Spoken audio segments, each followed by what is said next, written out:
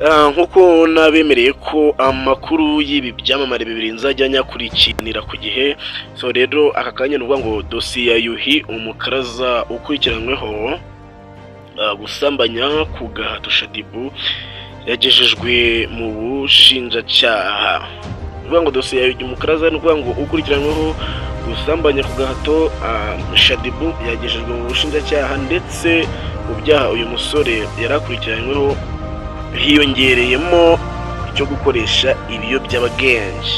Banga kigera muri RIB yahise inamushinja n'ikindi cyaha cyo gukoresha ibiyobyabwenge, kuko kugira ngo ibi byose bibe muri ririya joro babanje banywa inzoga barasinda, niyo mpamvu yanamukoreye ibi bintu byose ntaze kubimenya.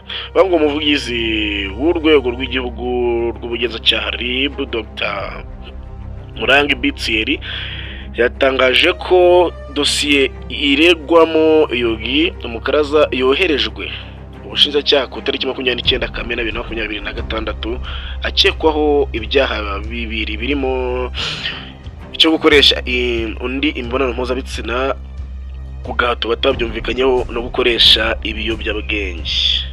Ngayo nguko Iradukunda Aimable uzwi nka Yuhi umukaraza yatawe mu yombi ku wa 23 Kamena 2026. Yuhi umukaraza akurikiranweho gusambanya Shadibu, murabizi, ku gahato ndetse batabyumvikanyeho, cyane cyane ko uyu mugore avuga ko yamufatiranye mu ntege nke yasinze, kuko yabanje banywa ibiyoga basinda. Nguko niko Shadibu avuga. Hanyuma Shadibu yasobanuye ko Yuhi umukaraza yamusambanyije ku gahato amusanze we mu ijoro ryo ku 21 Kamena 2026. Shadibu yavuze ko kandi uyu musore bahoze ari inshuti, kandi ko ku mugoroba wo ku 21 Kamena 2026 yagiye kumusura iwe yitwaje amacupa 2 y'inzoga arasangira. Nyuma yo gusabana rero kuko babujurugiro n'ibiki byose no kunywa izo nzoga, nibwo rero Shadibu yavuze ko uyu musore yamufatiranye yasinze akabyuka asanga baryamye yambaye ubusa.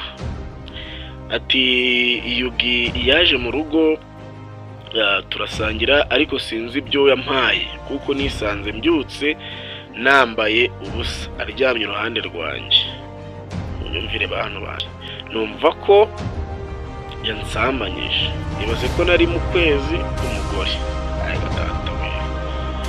Byambabaje ndanabimubwira, agira ubwoba ahita asohoka iwanjye, ariko namubwiye ko ntaho yahungira kuko turi mu Rwanda rugira ubutabera. Ngayo nguko rero urumva ko RIB Tina yashize iki kirego mu bushinjacyaha. Reka uko amakuru agenda akomeza kuza turi buze kongera kubibagezaho. Ubu nuvuga ngo niba dosiye yageze mu bushinjacyaha, ubwo urumva ko nyine ikirego kigeze aho bagiye kuburana kakahava. So rero ndabakunda cyane, umuntu utarakora subscribe kugira ngo ibiganiro byacu bizajya kugereraho ku gihe, ndetse n'andi makuru